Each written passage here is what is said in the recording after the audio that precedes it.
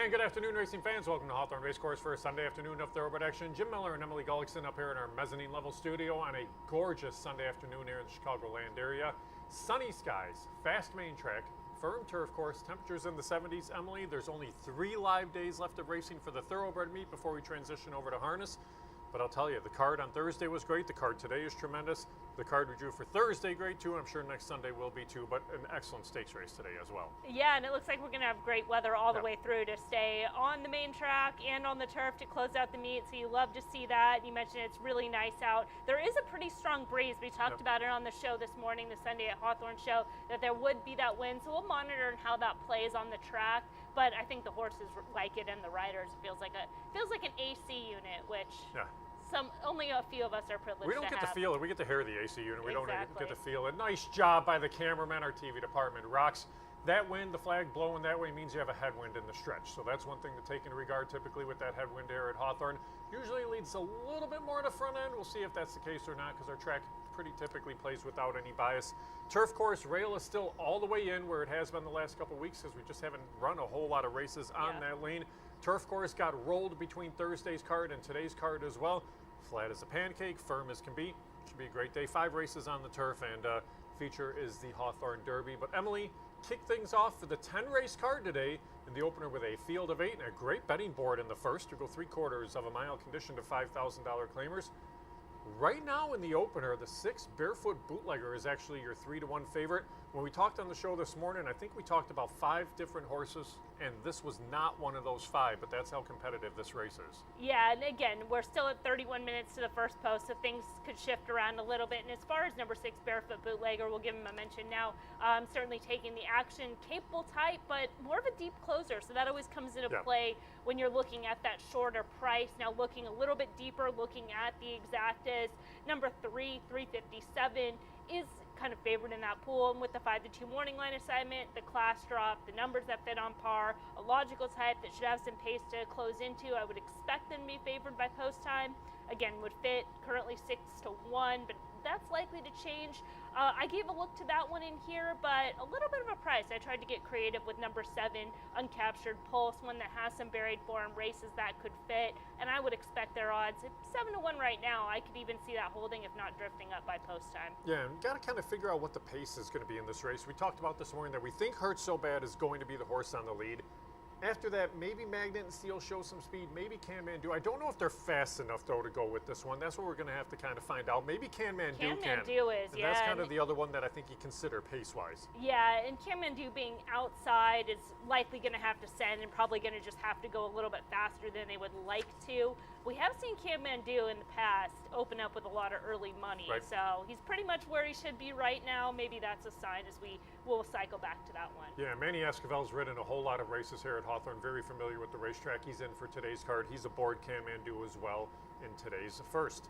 Second race of the card, we go to the turf course here. We go 7.5 furlongs on the firm turf. Illinois bred Made in Company. Hurt by a couple of scratches. You take out the 3, I did the math, and the 5, Zoe Attack. Travis Wales on the 4, Skip the Valley. Deal and Weep, I laid the horse at 3-5. I think I did the math out, this horse is probably 1-5 here in race 2.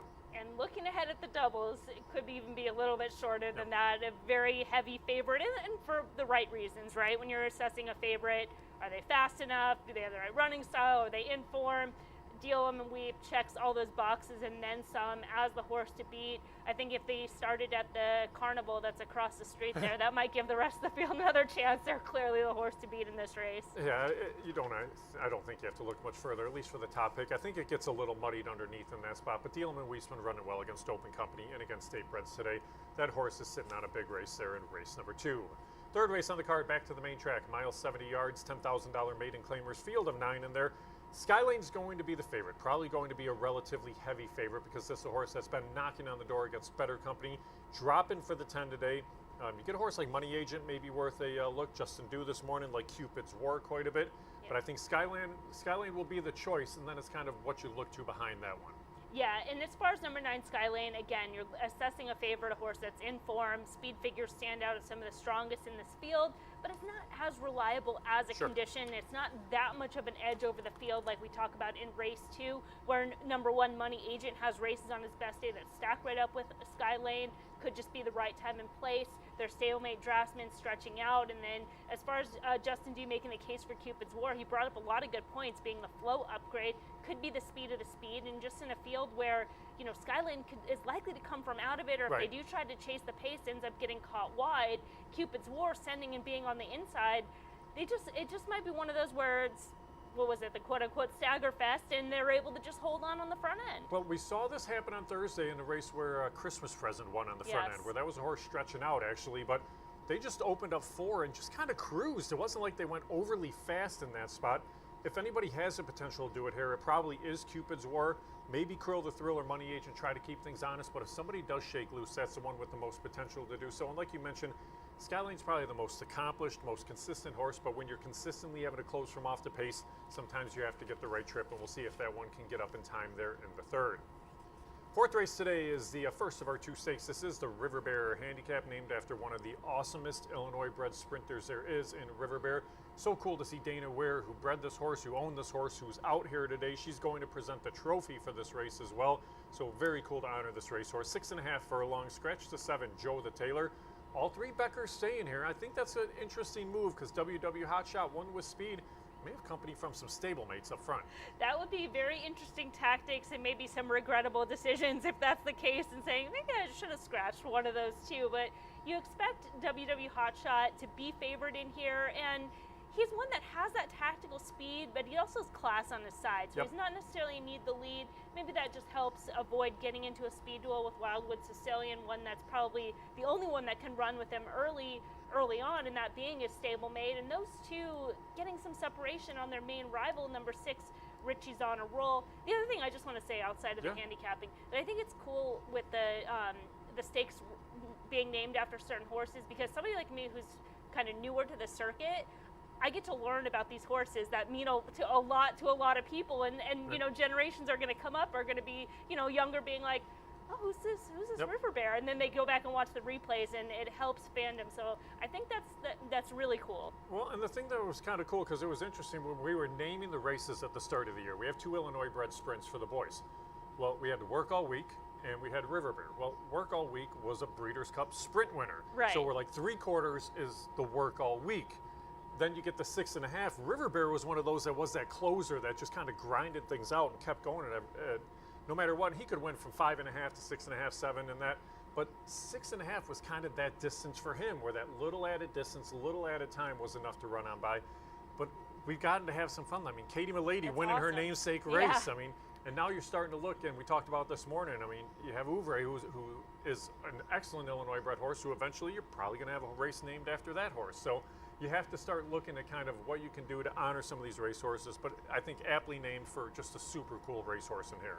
Yes, very, very cool. All right, sorry to kind of steer us the other way, but I wanted to mention that. I thought it was neat, because I wasn't familiar until you come up, and then you get a little bit of history, and it reminds you just how special this game is. Yeah, and you go back and look at the past performances of the horse, and you just see how honest he is, how awesome he is, how hard he tried every time out. Very cool to honor a racehorse like that. All right, race 5 today, 5.5 furlongs on the firm turf. Allowance runners in here. Scratch to 5, that's absolute miracle. Field of 11 in this spot. It's the full run down the backside, full run through the stretch. Emily, we talked this morning, we both thought there was going to be a decent amount of pace in this race, and thought that maybe somebody could come running at him late. Grace Leads Us Home is the horse that I liked in this spot. I don't mind the outside draw in that. I know Steve, of course, was on Greatana in here. You made a case for More Than a Diva maybe being the fastest of the fast early on. But it comes down to being a little bit of a tricky race to see if truly there's going to be 3, 4, or 5 horses going out for the lead. Yeah, and it's one of those, the more we talk about it, it's a pace makes the race, and it comes down to trip, where a horse like number 11, Grace Leads Us Home, who I like as well, I think is very logical, ran a winning race going 2 back at this level, so certainly fits, has a strong late kick. But again, you've got a closer in a full field. Right. Anything, you get stopped once, and that's game over. We saw a race at Keeneland Spring on the turf yesterday. There was like 9 horses at the wire. One little decision, you have a completely different top 4 finish. As far as, and then we made a case for number 6, Best Kiss Yet, who's just going to come in with progressive form, finding the circuit switch, should just move up kind of naturally with those changes. And then the long shot case for number 3, More As a Diva, is really based on the fact that this is a long shot that has some early speed, has some back turf form, and it's just one of those that maybe it gets crazy enough, horse gets bold enough, has some buried form coming off a less than ideal kind of timing and trip, can sneak away at a price. And a long shot where your option is to go. Yep. Just go and send and see if anybody goes with you too. But I'm with you on Grace Leads Us Home. I don't mind the outside draw in here. Orlando Mojica's ridden this turf course tremendously well all meet long. I think he'll give this one a good trip. You're coming in out of some pretty solid races into this spot. I think you'll get a decent price, somewhere around that 4-1 morning line with that horse in race number 5. Sixth race, this is a cool race. It's good to see 2-year-old winners facing off. $80,000 optional claimers in here. You get the field of 9 to line up. Some horses that are going to get ready for some of those Illinois bred stakes taking place down at Fairmount Park in about a month. Other horses just getting that start before that next venue they head to. But a horse in the 8, Baby Boat, was impressive here in debut. I like that they come back. I like that they're not in for the tag. They're going to run for the allowance. I think they have to be pretty high on this horse off that first start out. Yeah, it was a really strong effort. It's a pretty quality group, which, can be hit or miss late in the season, right? As we'll talk about some of these other maiden races, but was extremely dominant, made a wide move. The barn was sending out live runners, but the fact they're coming back in 3 weeks off that effort is a sign of confidence, and I think that makes them very logical in here. When I'm doing the notes, one of the things I do is grades, right? And like a B being a winning race for the level, and when a horse does like a B plus or a rare A, it's like above and beyond. And looking at the grades of this race, Baby Boat being the only B plus, and a lot of B's with winners, which isn't bad, but you're trying to find that separation because they all have one win. They can all improve or regress off that one speed figure. So I think Baby Boat is very logical in here, and then probably Michelle Boyce coming in looking to play spoiler. With the 2 runners, I'd give number 7 Indyville maybe the slight edge over number 3 Take It Away, but that barn is so tough. It can often be the one you forget about too. So both You'd those be a tough teacher, huh? Me be a tough teacher? I'd be the one if the kid showed up to class, I'd give him an A. I mean, it would just be one of those, hey, what's up, I'm like, kid? Yeah, you're here? Okay, you get an A. It needs to be above and beyond for a B plus. Yeah, as for far me, as everybody I'm gets concerned. A's. Yeah. So I'd be like, take Mr. Miller's class. He's going to give you an A. Although sometimes, to be fair, up. sometimes a horse will run 4th, and you're like, that was a winning effort. It just didn't, Speaking of a Jim DeVito horse the other day. Get a B. There you go. 7th race is an awesome race today. It's the 54th running of the Hawthorne Derby, 1 1/8 on the firm turf. Scratch the 14 Mashiva. That one's re-entered actually in a maiden race on Thursday. 13 realignment is waiting. They're waiting all the way up till as late as they can for this race because you don't have to give LASIK, so you can wait a little bit longer until some of the late pick sequences start. They want to get in here, but it looks like you're going to have a full field regardless. Crystal Quest is a horse I laid as a 3-1 favorite, but as we talked this morning, you can pretty much make a case for every single horse in this race. Comes down to a little bit of a rider's race, a little bit of a pace race as well. And even with some of the speed on the outside, it is basically the full run of the stretch before you get to that first turn. So those pace horses, if they get away, can tuck in a little bit early too. And I wonder with number 13 realignment if they're wanting to run this race to maybe add a little bit more speed because you have the more accomplished stablemate, number 7, Tough Little Nut, one that can often break a little bit slow, make that late run, but a horse that both you and I are very high on in this race, progressive type that's improved with each start and coming back this year. And I like the timing as well. Some of the other horses are coming in on shorter rest or maybe a little bit longer rest. This one seems like this race was on the calendar. Let's point, and we're all systems ready to go. We've already given Orlando Mojica tons of praise for those ride on the turf. Did it with another mystery, getting the win. So I wonder as far as realignment. But with that said, Baxley's going to look to show some early speed. The 10, a lot of luck, has some early speed as well to keep things honest.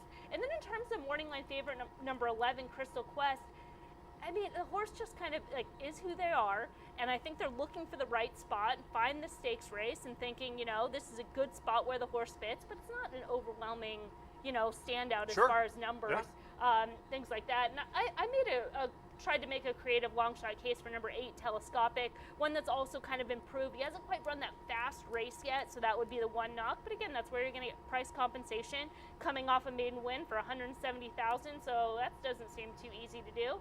And improving, get a little racing luck. Telescopic's had excuses the last 3 starts too, so you could maybe even excuse the last 8, to be honest. We're going 8 deep. I love when you do that, when you go 8 deep. Only the best people do that on certain networks. But nice job given the Telescopic now there as the horse has made 8 career starts. I'm with you. I had to go with Tough Little Nut in this spot. You have to give, I think, a little look to Rock and Halo coming out of a graded stake in that last out. Of course, A Lot of Luck is the horse that ran second to Stronghold. It was the Santa Anita Derby winner, but that was on the dirt. Crystal Quest, like we mentioned, we kind of know what he is, but again, he's at least seasoned against stakes company. But Justin made a case for Oscar Ziesen. I thought that was actually a good case he made this morning. Yeah, absolutely. That horse is going to be a price. Absolutely nobody, though, would surprise me there in the Hawthorne Derby. An excellent race going as race number 7. In the 8th, $50,000 optional claimers go to the main track. They go 1 mile and 70 yards. Scratch the one, Gasoline. That was a horse that I thought actually could be a major player in this race, but that one's out of here. Leaves you now with that field of 9. Read the cliff notes. The cool horse that seems to try hard each and every out is the one that I'm going to go to on top. Jareth Ludbury for Michelle Boyce. What do you make now of this race with Gasoline out of here? Yeah, I had Gasoline as an A in here, and then some B's and C's. So really no strong horse to kind of emerge into that A role. So it becomes more of a spread as far as for me putting things together and then looking at the board and maybe trying to find some value in some horses on the track. Number 4, Read the Cliff Notes being one of those. I just feel like he's going to get a win before this meet is up. A long shot in here I'm going to give a look to, though, is number 2, Code Runner.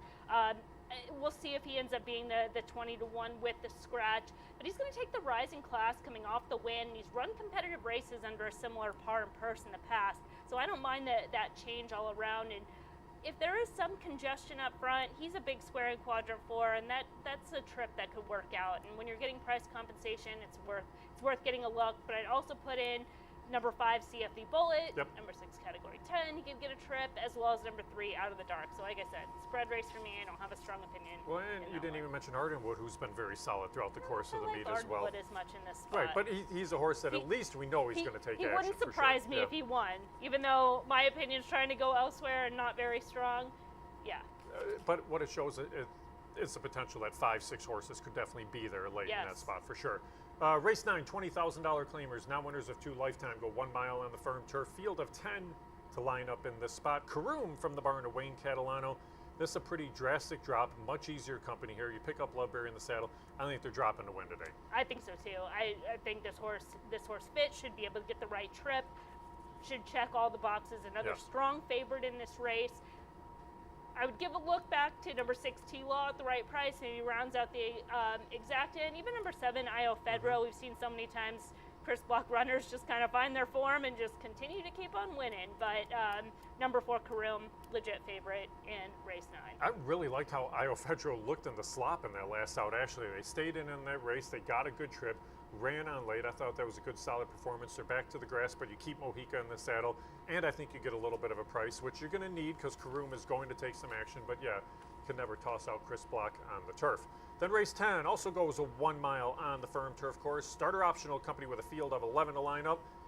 This is an interesting bunch because you get some of these horses that were in the starter series on the dirt. Izzy's Monster's back, Mo Smokin's back. Then you get some horses that are turf horses like Pasta Salad Ronda in here. A horse like Dessert First has been kind of back and forth. It makes for a little bit of an intriguing race for the finale. Yeah, absolutely. It's one of those that if you didn't know the surface and someone asked you to guess, you'd have a 50-50 chance of guessing if it's a turf or dirt race. It's that kind of spot.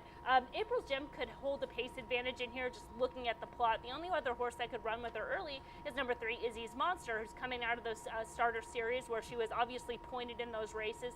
Now they're taking a shot here. Not that she's not impossible, but could provide some pace pressure. Number 8, Dessert First, coming off a competitive effort, looking for the first win this season. Makes a lot of sense, but I'm trying to get creative. Number 1, Kingsbury's Dream, and even number 5, Lot of Roses, who I made a long shot case for. The last couple races can give excuses to, especially the excuse back on August 25th, and then the excuse with the surface last out. But going back to the turf races, not far off par. A Lot of Roses is definitely at her best on the grass, too. Yes. She's a much different racehorse on turf. But, yeah, good, intriguing race to close things out. All right, that's how we see the 10 races here on this Sunday at Hawthorne. Again, a beautiful day, sunny skies, fast track, firm turf course. Let's flip back and take a look at the field for the opener. Is in the first row for Win Play Show. Exacta Tri Super, double pick 3, pick 5, a place pick 8 wagering. It's a field of 8 in the opener, Emily. They go 3/4 of a mile.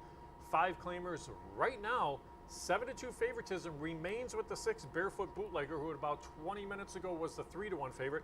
I still don't think this horse will go favored come post time, but this is the one currently taking the early action. I I don't think they will either, and if he is favored by post time, it could create some opportunities, and not because he's not without a chance to win, but because he's a closer and has to make that run from off the pace. He was able to get the win from off the pace, even with a poor start back on June 22nd, but it was a different race complexion that really set up for a horse to run on from off the pace.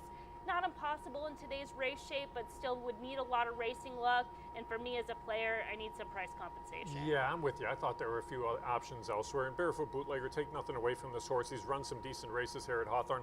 I just think he needs everything to work out in his favor to get the job done. So I'm with you. I thought you could go a couple of other different ways, and we'll see who we look to. But the 357 is the one that I do think is going to be favored come post time. This one from the barn of Fernando Bahena. Frank Reyes aboard today.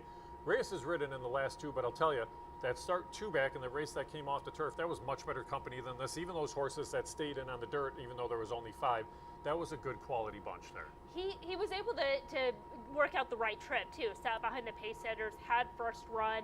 It was a quality group, that higher level, but a softer race power on the day. Maybe a little bit higher in here, but his overall form and figures stack up, and has that right type of stalking run style to work out a trip.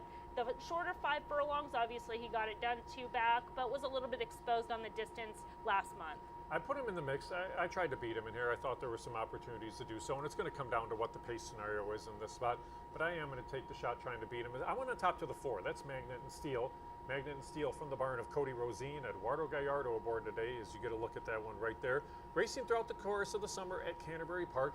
A little bit of tactile speed. They can show speed if they want. They can rate and run on if they want. I think with Hurt So Bad and Can Man doing here, I just think this horse that kind of sits right behind and maybe is one that gets the first jump on some of those late closers. Perhaps that is the case. His better races have been when he's on or near the lead and a little bit shorter, but he makes a good appearance right now, especially coming in off 17 days and making that circuit switch. He had a little bit of trouble last out. He broke slow, so he came from a little bit further off the pace than his normal run style, but I think that was just kind of a factor of that slow start. But I do expect him to be in the race early on, not too far out of it. I don't think he's going to let Hurt So Bad just kind of go and clear, and if he does, he might hurt so bad the outcome of that race. He does look very good. Yeah, he looks very good. So we'll see what Magnet and Steel shows us in this spot. Now, you mentioned the 2 Hurt So Bad. Hurt So Bad right now at 5-1 on the board. When you talk about pace of the race, that's probably their job. Try to go out there and clear the lead. Whether they can do it with Can Man in the spot is the unknown, but Rachel Slavinsky, familiar with this horse. She rode this horse to a victory in that start 2 back. Coming in off a little bit of a layoff with an easy work, though, but regardless, they're going to be forwardly placed early. That's his best game. I don't think you should take horses out of their best game. He has the early speed. He's inside of the other speeds in this field. As far as that win going back to August 4th, he stayed on the best of the speed through a really solid pace, so upgraded on that front, but was getting a little bit tired. He was starting to drift out, was all out to hold late. I think that played a role just in terms of form cycle when they came back on August 29th, but now he's been given plenty of time to rest and regroup, so I think he's going to be on his A game and could be tough to catch up He front. looks pretty good in the paddock as well. He's yeah, absolutely. 4-1. It could be just a part of the day today, too. Being such a beautiful day. Weather. A lot of these horses are feeling really awesome as well. Now, the 5 horse right there is My Crazy Neighbor. My Crazy Neighbor from the barn of Joel Burnt. Israel Hernandez gets the call today. This one currently sitting at 6-1, and we discussed this horse this morning. You look to the races earlier on in the year, and this horse is heads and tails better than everybody else in the field. You look at the last few starts, and you're saying, okay, maybe they're regressing coming into this spot. I guess the question is, which racehorse are we going to get? I just tend to wonder if maybe the horse likes Hawthorne better than Canterbury. Possibly, and if that's the case, he's a major player in here. I was very high on this horse starting out the year. I thought he ran sneaky well in those allowance races, some B minuses, even with finishing off the board, and then just found the claiming company and the right trip in there. But since heading over to Canterbury, I guess the race 2 back wasn't that bad, but just the fact that they're starting to drop in class, drop a little bit more in class, it starts to add another complexion to the puzzle, wondering, is he out of form? Is he just kind of starting to go the wrong way late in the season? And that's always a possibility. But again, going back to the races here from earlier this year, he could be the one to beat. He'll make that big sweeping move. We'll know around the turn. Yeah, and then one last one to touch on at a price is the 7. That's Uncaptured Pulse. This one at 11-1 on the board. Carlos Ulloa aboard for trainer Rigo Rosas. This is a horse that tends to rate back early, come running at him late. But you thought, hey, maybe this is a horse that could pick off some runners in the lane. He's run well this season. He had a favorable trip, won under similar conditions back in June. They were running back on shorter rest, kind of reset the form cycle coming into this race. The August 29th race, he had trouble that day, had trouble at the start. He was also pretty washed out in those two most recent races, and he looks a little bit more composed on this cooler day, which you like to see. And then as far as last out, last out being that September 5th race, he was wheeling back in just 1 week. He took kickback that day. It was a pace-setting winner. A lot of times if there's that wind and there's that hard kickback, horses just kind of drop themselves out of the race, and he still finished a good second. So they're coming back on short rest. He could stalk and pounce. I think he's got a little bit of an upset look, 11-1. Yeah, it would not surprise me by any means. But looking at the board right now, that's what you're seeing. A 7-2 favorite, 12-1, longest shot on the board. That evenly matches. We kick things off as here in the opener. We offer win, play, show, exacta, try, super, double, pick 3, pick 5, and a place pick 8 wagering. Good luck as they'll be heading out momentarily for race 1.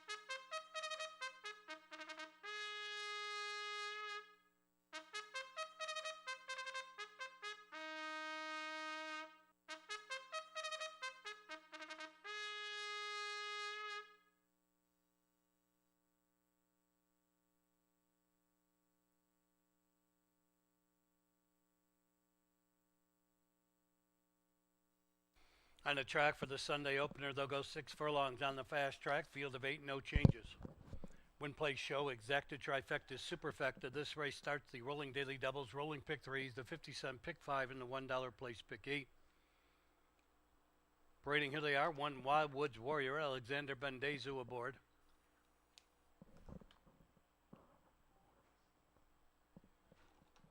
Number 2, Hurts So Bad, Rachel Slavinsky. 3 is 357, Frank Reyes. 4, Magnet and Steel, Eduardo Gallardo riding.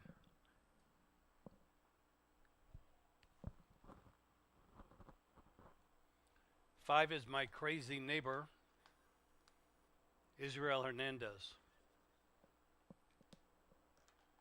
6, Barefoot Bootlegger, Alexi Centeno riding. 7 is Uncaptured Pulse with Carlos Ulloa. And number 8, Can Man Do, Emmanuel Esquivel. We'll bring him to the gate. They'll all be there in about 5 minutes for the first at Hawthorne.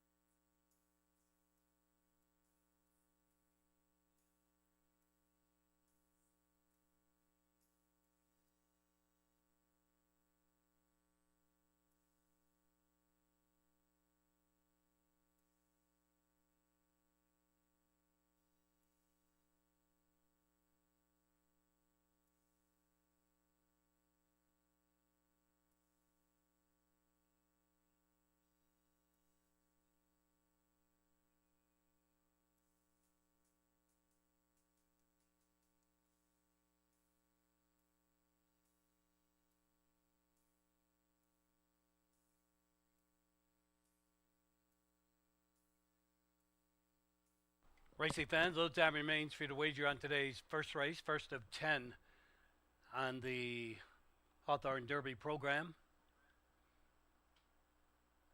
Track is fast, turf firm rail set at 0 feet.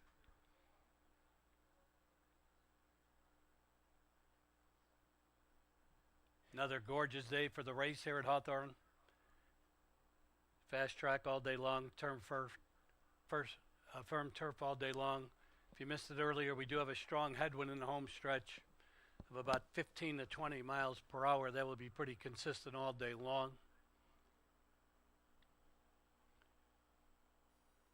First race starts the place pick 8 and the early pick 5. Every day we race, we have 2 pick 5s, 2 pick 4s. We are close to starting time for race 1 here at Hawthorne.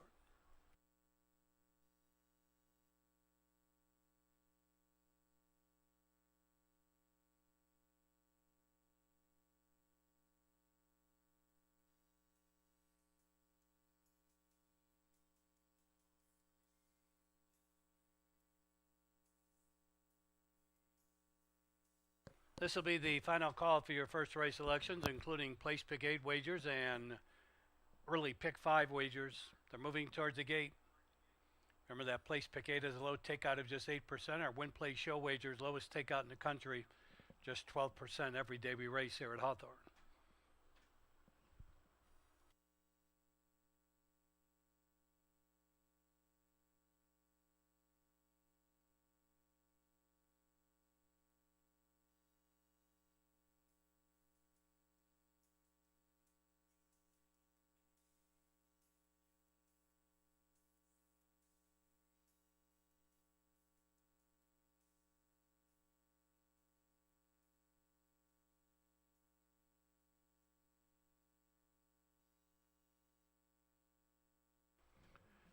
Racing fans are at the starting gate for today's first race here at Hawthorne.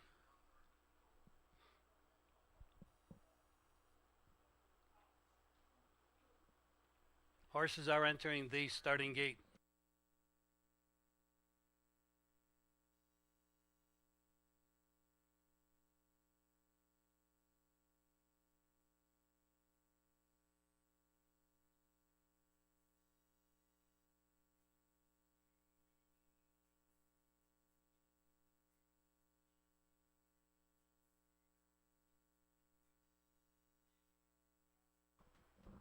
Last 2 to go in will be Magnet and Steel and Can Man Do.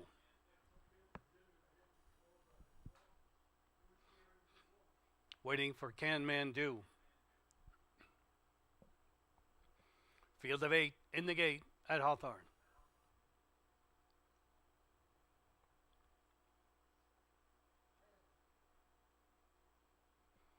They're off.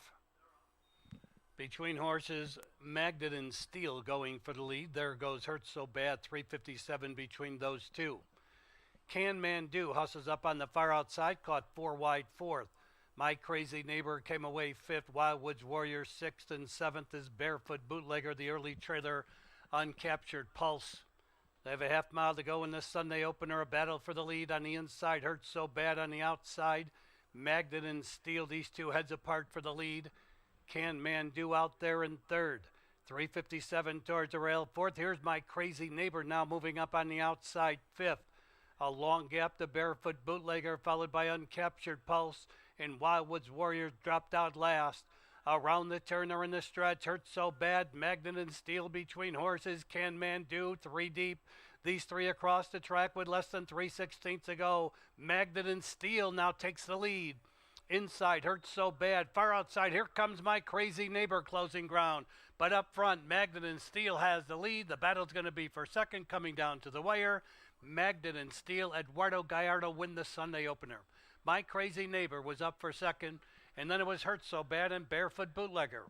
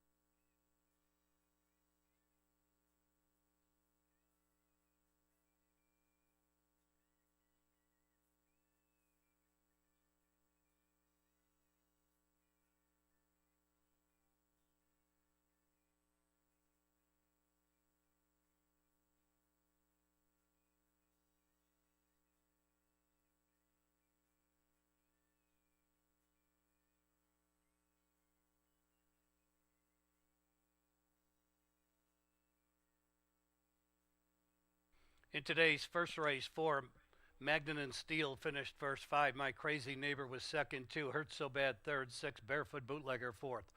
4526 is posted. It's unofficial. Running time 110.93. The unofficial winner for Magnan and Steele. Magnan and Steele owned by JL Racing Limited Liability Corporation of Justin Larson. Cody Rosine, the winning trainer. Eduardo Gallardo, the winning rider. We had a claim in the first race. Number 3, 357 was claimed. New owner trainer Giannato Dorochenko claims 3, 357 on a two-way shake.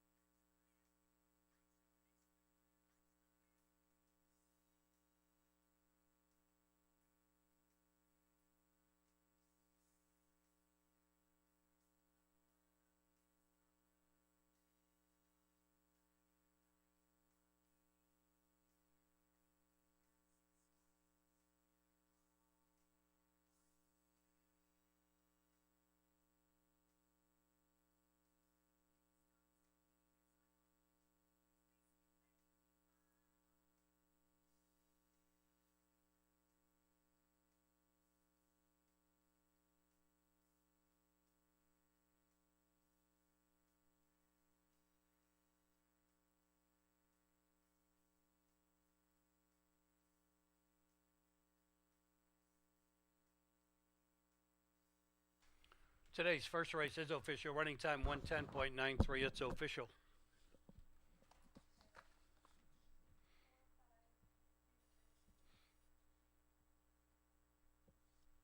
We'll have prices up in a moment.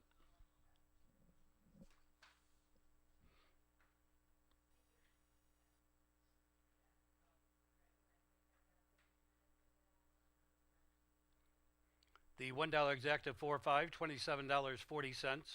50-cent trifecta 4-5, $86.70. 20-cent superfecta 4-5-26, $92.76. The second race today, as Win Play Show exacta trifecta superfecta, it starts another daily double, another pick 3. Today's 50-cent early pick 4. In the second race, scratch 3, I did the math. Scratch 3, I did the math. 4, skip to belly, make the jockey Travis Wales. The weight's okay. Travis Wales rides 4, skip to belly, scratch 5, Zoyatech, scratch 5, Zoyatech. Third race, 2, Draftsman carries 5 pounds over the program weight. Co-featured 4th, the River Bear Handicap. 1, Danza Taxi carries 1 pound over. 3, Verrazano in the Sky carries 5 pounds over. 3, Tahoe Run carries 3 pounds over. 5, Wildwood Sicilian carries 3 pounds over. 6, Richie's on a Roll carries 1 pound over the program weight. Scratch 7, Joe the Tailor. Scratch 7, Joe the Tailor. Fifth race, scratch 5, Absolute Miracle. Post time in 16 minutes at 2:37. We're on the turf in 16 minutes. 16 minutes to wager on the early pick 4 at Hawthorne. Thank you.